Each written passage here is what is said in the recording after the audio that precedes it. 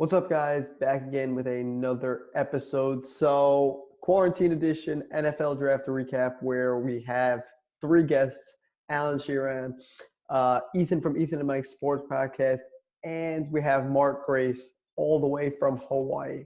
The dude woke up at 5:30 to do this episode, so stay tuned. What's up, guys? We're back, baby. Zoom. So today we have NFL draft recap, and our first guest, Alan, is here to talk about the New York Jets and what they did.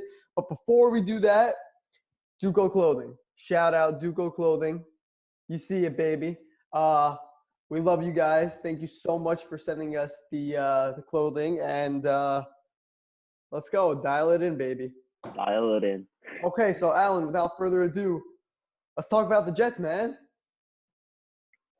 I really am a fan of what they did. I'm really a big fan, starting with the 11th overall selection, taking Mekhi Becton over the popular picks of Judy and Lamb. Douglas and Wirfs too.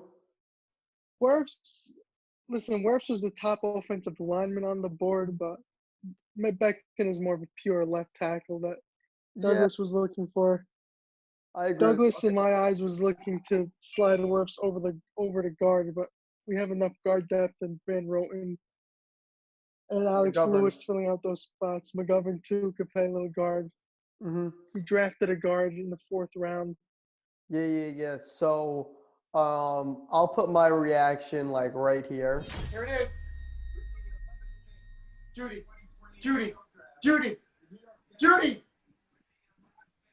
No! Dude, Tristan Wirfs is on the board. Tristan Wirfs was on. Let's make the offensive tackle. They picked Becton. No. We lose on draft day. No. That was quite ridiculous, the way me and my dad reacted to the draft. It was absolutely hilarious. But other than that, I liked how they traded down with the Seahawks, grabbed Denzel Mims. That was a good move. Steal. Very good move. That was pure wheeling and dealing type artistry right there. Yeah, you have pick 48 and then you trade down 11 spots and still get the guy you want. Still got the guy.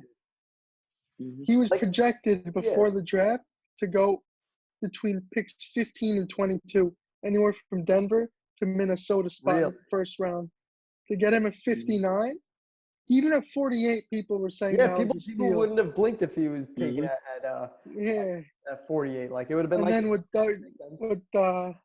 then what Douglas did was turn 48 to 59. Then he took the 101 from that first trade and turned that into 3 picks, one which is coming next year, the same exact pick that we gave up for Demaryius Thomas. Exactly. So in hindsight, they gave us Demaryius Thomas and 2 picks for free. Well, I mean, Demaryius Thomas is not that good. He's not that good. I know, but he filled out a role for us last year. That's how desperate we were at receiver. It's a good point. He was like our second best receiver on the team last year. Do you think there's a little bit of controversy while drafting Ashton Davis from Cal because he's a safety? No, I don't think with Adams, because they play very different positions. Adams is more in the box, strong safety. He's a pure strong safety. Marcus May is more of that, roamer center fielder type far safety, free safety, ball hawk type. And that's where Davis fits in, but that's not even his only position. He could really, really play in special teams, that speed. Yeah, could really pop, punt returners, kick returners in the open field, as well as he could play weak side and get to the quarterback if needed. So he could play all over the place. I feel like he could take that Brian Poole role where he kind of plays that nickel and dime role. Even that, he could even back up Poole. It can't hurt to have somebody who can play anywhere on the field. And also, if May walks in free agency, you still got a guy, You don't have to draft one. Yeah, that's right. So you never know. I think that when the Jets traded down from 48 to 59, I thought there was zero in the world that would still get Mims, honestly. Because when we saw this day 2, there were 4 receivers left on the board. We had Mims, Pittman, Higgins, and Chenault. Right. First 2 picks back-to-back receivers. Gone. You get Higgins and Pittman off the board to the Colts and Bengals. Right. And then literally First 2 in 5 the picks second later, round. you have Chenault go to Jacksonville 42. And when you looked at the moment, they're like, why are you trading down? There's literally 0 gain here. And then I don't know how they still ended up with Mims, honestly. I think that was pretty lucky, but I guess you knew something that we didn't. What's it called? I forgot who drafted Van Jefferson instead of Mims. It was it the Rams? I think it was the Rams. Someone a couple 2 picks before them picked Van Jefferson, who's a great player in his own 57. right, but No. Yeah, I was shocked that Mims was still there at that point. I don't know what they would have done without him. Maybe they would have went for a cornerback of some kind. There were rumors before the second round started that the Bengals were eyeing either Mims or Ross Blacklock, the interior defensive lineman. Mm-hmm. That was the rap sheet there. But I like T. Higgins and Joe Burrow, though. That I'm definitely a fan of. I do like Higgins, but a little questionable because Cincinnati's strength right now, if they have one, is that receiver room. And A.J. Green, Tyler Boyd, Auden Tate, John Ross, former first rounder. I mean, A.J. Green is a free agent at the end of the year. Who is A.J.? AJ's a free agent. Auden Tate showed pretty well last year. I mean, I didn't think they needed a high pick wide receiver. They have a lot of holes on that team. But hey, you can't really go wrong with T. Higgins. It's kind of like the best receiver. It's like the best player on the board type situation where that's probably their top guy. I mean, and he's a first-round receiver also that just slipped due to the deep class that we have this year. And then they go out and draft Jabari Zuniga. I can't really pronounce his name, but he's the guy that was on the other side of Ja'Kai Polite last year. So hopefully he doesn't mess up like the entire situation like Ja'Kai did, where he didn't show up to team meetings, he was late to everything, and then they cut him. He didn't even make it. He didn't even make it to week 1. He didn't even make it to week 1. That guy, what a clown. Then they drafted Samaje Perine's brother out of Florida. And I'm kind of seeing a trend here with 3 Florida picks in a row. I don't know if you saw that, where both Perine and Zuniga went to Florida, and then James Morgan, the quarterback, went to FIU. So FIU, Florida International. I don't know. Does Douglas have an item for Florida people? There's a connection. I know that there's a connection between James Morgan and Greg Williams. I think Greg Williams' son plays on that team, something like that. So there was a little bit of inside connection there. I mean, that was the only pick that the Jets made that I wasn't really a fan of at that point in time. But the rest, I can definitely see why they did it. I mean, the backup quarterback route, I would have much rather a veteran come in. Yeah, like a Joe Flacco of some kind. Or Blake Bortles, one of those cheap veterans who've been, Blake Bortles has playoff experience. So does Flacco winning the Super Bowl. Yeah. And that's what the Jets need if Darnold ever goes down. I mean, he's because last year was atrocious. Susceptible to missing games. Yeah, he missed 8 games in his first 2 seasons. So if you throw James Morgan onto the field, I mean, I feel like it'll be that same Luke Falk type of situation, deer in the headlights type of guy who can't get the offense. He does have a tendency to throw interceptions or like more risky throws off his back foot, I was reading. So yeah. I mean, what I said yesterday is, and I was looking at his tape, he has that big arm, but he does have that tendency of leaning on his back foot, which makes the ball sail in the air, sort of like a punt, waiting for it to fall into the receiver's arms. And in the NFL, when DBs are faster, stronger, better ball skills, that's going to be a pick 9 times out of 10. And in college, you get away with those. In college, you get away with those as completions. Now, he's going to have to be coached up. Yeah. Totally agree with that. And then you drafted offensive line, and someone that fell. By the way, Bryce Hall was not supposed to fall to the 5th round. Yeah. Guy out of Virginia. 2nd round draft pick. He had a 2nd round grade on him in the pre-draft process. Only reason he fell, and Zuniga fell, was due to the injury concerns that made them, end their seasons prematurely. Yeah. So I'm a big fan of that. And then the last pick that they made, they got the best punter in the entire college football in the Man. 6th round. Brandon, man, I'm a real fan of that pick because, we obviously let Lachlan Edwards go. I mean, Joe Douglas is getting younger, getting smarter at the position, saving money there also so we could spend Getting other areas. faster too. And Braden, man, it goes unmentioned that he's a very good in coverage, like tackler in the open field. He's that 11th special team guy that could really make those tackles. So he's a complete punter. He's good at hang time, big leg who could punt it far, pinning. Best punter in college football. like there's nothing you can say about it. And then the last move.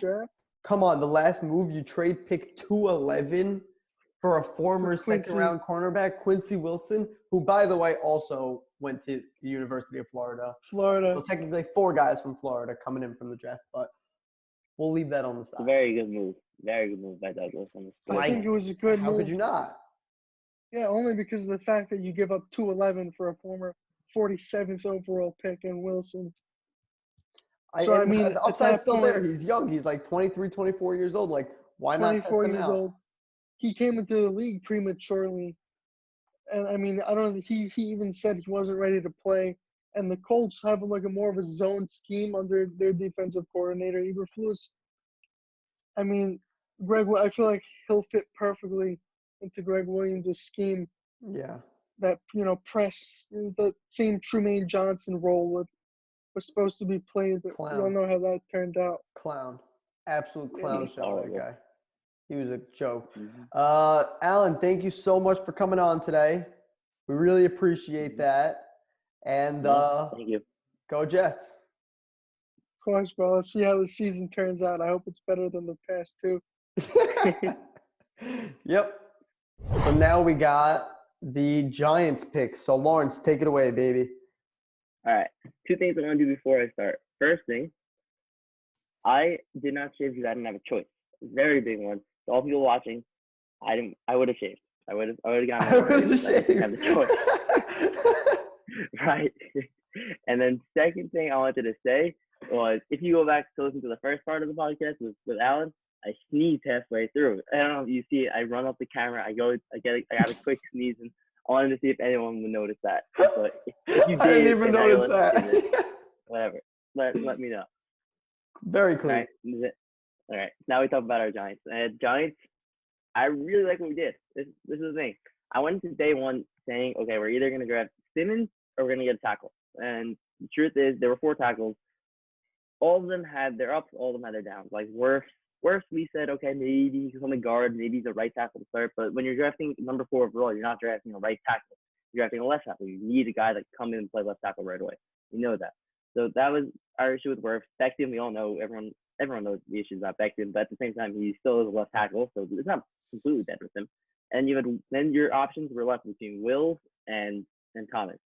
And Thomas he was ranked the 4th best offensive tackle, which, okay, fine. But at the same time, he had the least downside. It's the most solid pick that they had available.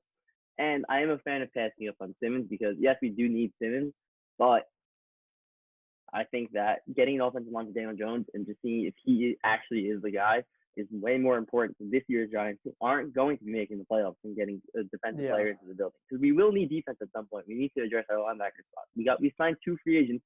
I don't think they're all that good, and Blake Martinez and Tyler Fackrell. I mean, they're serviceable players, but at the same time, they're not Isaiah Simmons star level players. But that's something we need to address later down the line, not right now. We need to figure out what we have before we figure out, okay, what can we do? I was definitely a fan of the Andrew Thomas pick. I was saying it on the live stream that I thought they were for sure going to pick him, just because playing at Georgia for the last 3 years, like, he was the best prospect. Like people were making like little tiny comments about him, but at the end of the day, he was the best tackle in the draft, like, without a doubt. Like, Becton's a big project. Well, not a big project, but like, he needs to work on some of his game. He's a big boy, though. Andrew Thomas is like, he's a legit guy. Mm-hmm. Been in some big games. I mean, he has the name too. He has a really good tackle name. Andrew Thomas. No, am I wrong? No, yeah, I got you. Yeah, he's got a solid tackle name. Very, very solid. this is my thing though. I thought the day 1 pick was really, really good, but the day 2 pick, Even better. that second round pick was legitimately perfect. I could not have asked for better pick. Impossible. That was the best pick in the second round. We stole a top 20 player in the second round. Xavier McKinney and Jabril Peppers are going to be one of the more dynamic duos between safeties in the league, just because the way that they play, the way that they're able to handle any role, with Peppers being in the box and outside, he can do punt returns. Jabril Peppers can do anything on the football field. And Xavier McKinney is just as good. Xavier McKinney is going to be one of the Giants' staples on defense for the next 5-10 years, hopefully. He doesn't leave us like Landon Collins did. I was about to say Landon Collins. I was about to say that. Same exact pick, if you think about it. Second round safety that shouldn't have even dropped past the top 20. Yeah, I got you. Comes to the Giants. Landon Collins was a star on the Giants. Yes, he took a step back on the Redskins, or maybe he didn't take a step back, and I just didn't hear about him because he's on the fucking Redskins. There it is. Xavier McKinney is in a prime position to become a star in New York and lead our defense to some really good stuff. Not yet. Maybe not this year because the defense isn't that good yet. They need more pieces. They need edge rushers. They need linebackers. They could use a really good cornerback. They have Bradbury, but I'm not really sold. Yeah, I'm not. Spent a lot of money on that guy. So. They spent a lot of money on James Bradbury. And whatever. I mean, I saw him against Mike Evans. He was good against Mike Evans. I will give him that much. Okay. But I mean, he was still on a team that was letting up 30 points per game. So I mean, it's not obviously an indication on him, but at the same time, somewhat is. And I'm not 100% sure where the Giants stand cornerback wise, because they have guys, like they have Beal, they have their 4th round pick Holmes, they have Baker, our 1st round pick last year, Julian Love, and Bradbury. They have depth at the position. I just don't know that they have the star power to handle teams like the Cowboys, who have now they have. By the way, now they we'll get back to the Gallup. Cowboys later when I talk about who I like this year in fantasy. But yeah, the rest of the draft, they really filled it out, man. They just, I think that Gentleman and Joe Judge just didn't go beyond themselves. They went with the identity of the team that they have, which should be focusing on the depth within the trenches. And that's what they did. They focused on guard with picks like Lemieux, and they went on tackle with Matt Pert. And then they had, how many linebacker picks do they have in a row? They got those. Yeah. By the way, why did they pick so many linebackers? Chill. Because they just needed it. They knew what they needed, and they attacked their needs because they needed depth at linebacker, they needed depth in the offensive line.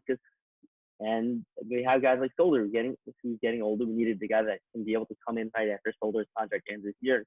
But Solder is trash. The question has to be asked. You need a linebacker, right? Yep. But you only pick them in the 7th round, though.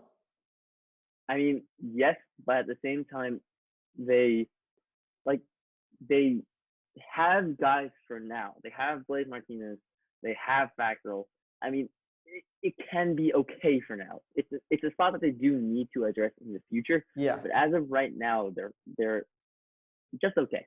They're not okay, good. fine. They're not great. They're not horrible. They're just okay. And I guess that's something they're gonna need to address. But they didn't do it early enough. The best players available, like in the 2nd round, it's development. Draft better. It's all about your coaches. 3rd round, getting a project right tackle in the 3rd round is a great move because what if it hits? If you drafted both bookends for your quarterback in the same round, I mean not in the same round, in the same draft, you did something really, really right. So having 2 starter-worthy players at both tackles, and then you have Will Hernandez and Kevin Zeitler at the guards. They do need a center still because whatever, they just need a center. But that's 4 out of 5 spots you have hypothetically figured out after this draft, with Daniel Jones having 2 more years on their rookie deal, and all of our guards having at least 2 more years. So we have a lot to go from there. We have good places to go. Okay, I got you. Perfect. Let's move on to our interview with Ethan. We're back, baby, and instead of having only Ethan right now, we have Mark as well, and we're just gonna do a combo platter right now. We're gonna do the Niners picks and the Dolphins picks. So first up, we have the Niners, who only had 4 picks, and I'll throw it over to you, Mark. Let's hear your draft. So with our round 1 pick, number 14, with Javon Kinlaw, the DT from South Carolina, just like Deebo Samuel, I think these guys are going to have a great chemistry in the locker room. They're rookies. You're looking at Kinlaw, the replacement for Buckner this year. I love it. Like I don't know about you, but I love this pick. I think this is a great pick for the linemen. They're young, they can grow together. I'm hoping we can sign into a deal later on in the future, but there's nothing much I can say about that. And then you got round 2, pick number 25, Brandon Ayuk. I think that's a great pick. I'll tell you why. He's long, he's athletic. Kind of reminds me about maybe a little bit of Megatron, Calvin Johnson kind of vibe, but only time can tell, out of Arizona State. And then you got round 6, number pick 190, Charlie Warner, TE out of Georgia. I think he's a great pick. I think we got depth at TE right now, but he could Obviously, be a solid. you have the best tight end in the league, buddy, outside of Kelsey. Right? But he could be a solid, understudy out of George Kittle, right? He can learn the blocking game. He can learn the routes. Shanahan is going to utilize him. He loves tight ends. So, big time. And we got round 7, pick number 217 with Juan Jennings, wide receiver out of Tennessee. I like this pick. I think he's a steal, and I'll tell you why. He's one of the underrated wide receivers in the draft, probably. He's explosive. He can get routes done. Under Shanahan's scheme, he can make him into a star, and that's all I got to say with our pick so far. So, and then what about the trades that they did? They lost Goodwin. Yep, they lost Goodwin. The Eagles got Goodwin for a 6th-round pick. I guess it's good. We had a lot of wide receivers. We could afford to lose one, right? So I guess lose Emmanuel Sanders too, though. Yeah, you lost twice. You lost 2 wide receivers. We did lose Sanders, but you got the depth at Bourne. You got Pettis. You got Hurd, who's coming back this year. Big wide receiver, 6'5", I think 215. Long arms. It's like a tight end. I love it. I think our young wide receiving corps can grow and mend together, and Shanahan is going to utilize them. So, I don't know about you, but I think this was a good trade. Huh? You see another Super Bowl run? I definitely do. I'm confident that we could make another run at it this year. Look at the trade for Trent Williams, 3rd and a 5th-round pick next year, and this year we got the 5th-round pick, so I'm very excited for it. You lose Joe Staley and you get him. Exactly, yeah. So that's good. Good, man. I would say capital for us because you got the best LT in the league now. When he's healthy. So I love this pick. I love this trade, and yeah. I think that usually it's never as simple as just getting rid of someone and replacing it right away. But the 49ers did that, not only once, they did it twice this draft. Maybe even 3 times. They trade away. Not they trade away. They lose Staley and they lose Buckner, right? Right. They replaced them right away. Literally, the trade was straight up Buckner, and he's $100 million contract for Javon Kinlaw. And they got a lesser version of Buckner, but for a way cheaper price. And their defensive line still has Armstead, still has Bosa, still has Kinlaw. They can cause disruption on any offense with that kind of D-line, with that kind of force up front. And then they also they get rid of Goodwin. They never even used last year. Goodwin, he's been hurt pretty much for the last couple seasons, but he is a good player. But they replaced Goodwin. They replaced Emmanuel Sanders, who they lose with Ayuk, who Shanahan called his best receiver in the draft. I don't really buy it that much because that's a little crazy. It's a little bit of a stretch. Yeah, I already know who's more his favorite wide receiver in the draft. Yeah, exactly. But Ayuk is a good player, and he comes out of an offense that scores a lot at Arizona State. So and another big factor is that the 49ers offense runs more through running the ball than it does through passing the ball, if anything. Yep.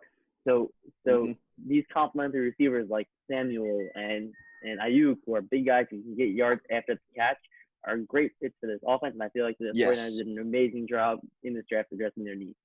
I love it. I give them I wouldn't give them an A+, but I would give them an A- or A.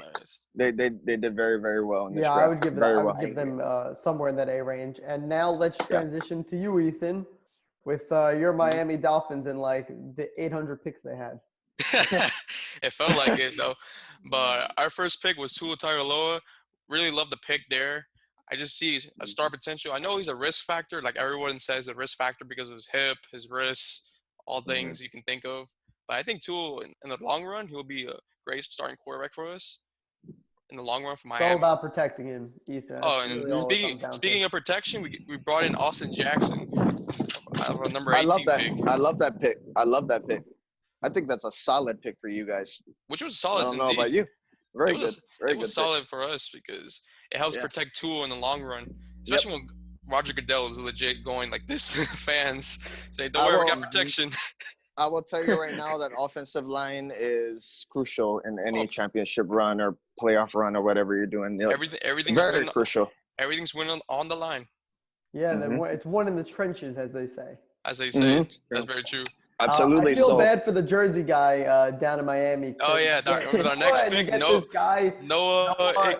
I can't pronounce his name. I'm not gonna. I just nicknamed his last name IG. Noah IG from the corner of Auburn. It was kind of questionable why we picked the corner as a number 30 when we could have got like Swift or McKinley as safety. yeah, that was kind of a. It was kind of sketchy. mistake, I mean, would say. Lawrence is jumping for joy when he sees that pick. I think we can move him to nickel because since we have like Xavier Howard and Brian Jones with those contracts, we might move him to nickel. 100%. I know my father actually is a Dolphins fan, so when I was watching with him, because like he grew up in the Marino days, so when I was watching, like he's watching draft and we're like Noah in the beginning, and I'm like, wait, what? And then they talk about what his strengths are, and they say he's amazing at covering guys out of the slot in the nickel.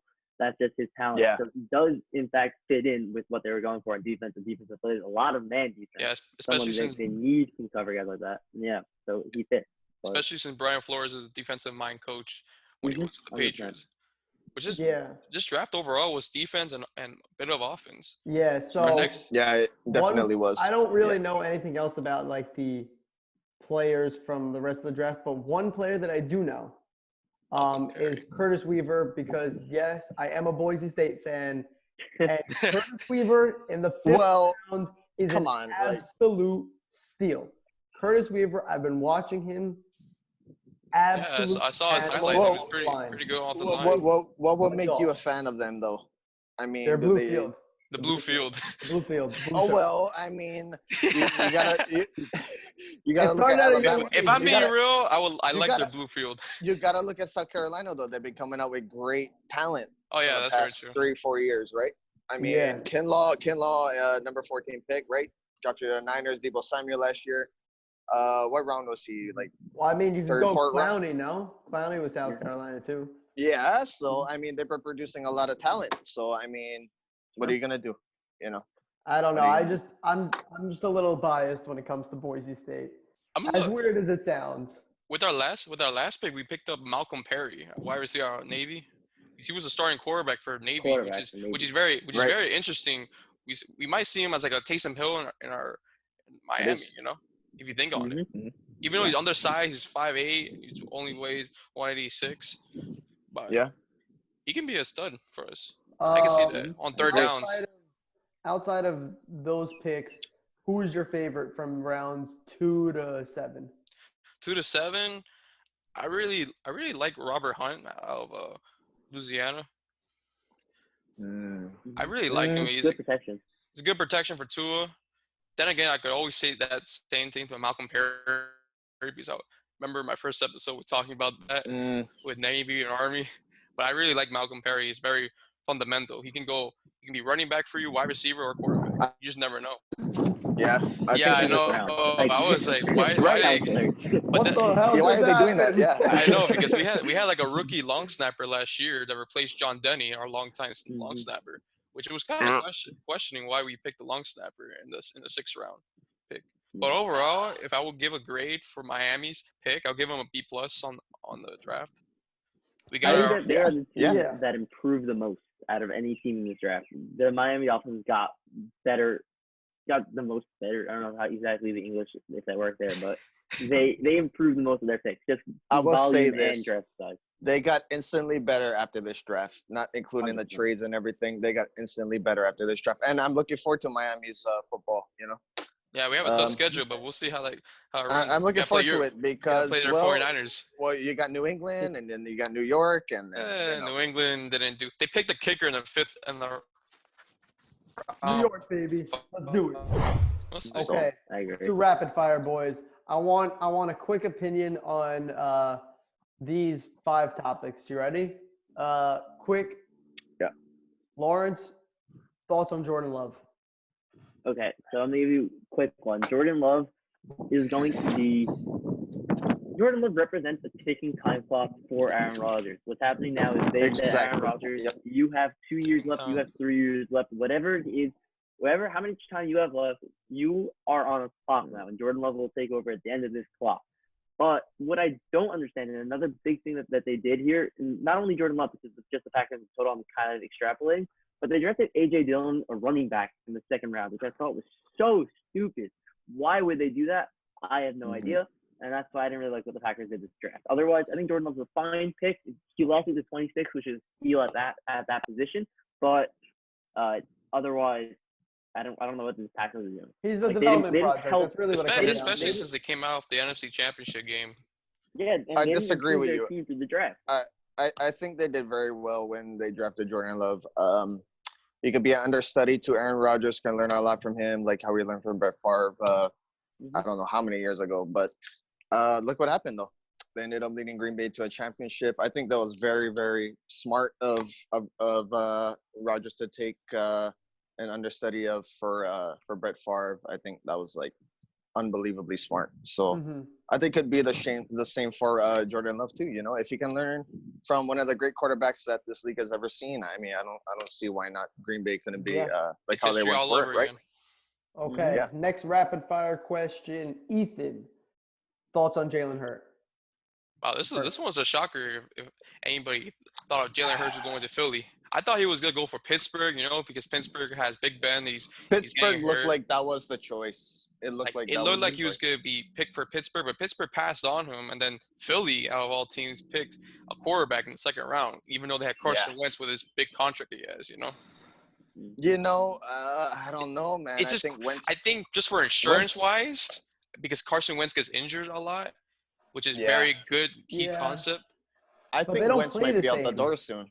They don't have like a similar game like at all. I think he might be out the door soon. I don't know about you, but You think they're gonna get rid of him? he might be gone soon. Yeah, he might be gone soon. I truly believe he might be gone soon. That's speculation. Yeah, because there's been speculation that Carson Wentz keeps getting injured and he's not the same. They might just put Jalen Hurts in. That's probably why they have. Come on, if he Hurts' never insurance. if he never gotten hurt, he would have led the Eagles to the Super Bowl. I think so too. Yeah, but Nick Foles really helped them, especially since Carson Wentz got injured that season. Yeah. I saw a hilarious meme where the Spider-Man where 2 people are pointing at each other. And the caption was when Jalen Hurts and Carson Wentz meet each other in the locker room and tell stories of how their backups won championships instead of them. Yeah, that's true. Tell me about it. But then again, when you think of the depth chart, when you see the depth chart, the starting quarterback is Wentz, and then you see Hurts. Wentz Hurts. The irony of that. Okay, next one. Much.